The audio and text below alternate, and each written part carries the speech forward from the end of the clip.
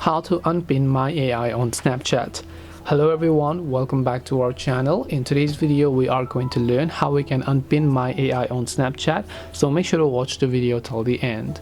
So if you don't know what my AI is, it's basically a new feature on Snapchat that they've added. When you come to this little chat base, you will be able to see my AI right at the top of all of the chat feeds. Now this is quite useful sometimes, but over time it also gets quite bothering, and let's say that it's just too annoying. So how do you remove it? Well, to remove it, it's actually quite simple. Long press on the my AI app icon here, or the chats icon, tap on chat settings, and here you'll find the option to clear from chat feed. Now you might tell me there is no option. Well, in order to enable this option, you need to have Snapchat Plus. Yes, Snapchat has made its business model so that if you want to remove my AI or get some other features, you have to have Snapchat Plus. So if you're using the free version like me, it is not possible for us users to go ahead and remove that my AI. The only thing we can do is just live with it. But if you want to get Snapchat Plus, you can tap the profile icon here, tap on the Snapchat Plus option, and then you'll be able to get all those features that you like. This way you'll be able to remove my AI on Snapchat.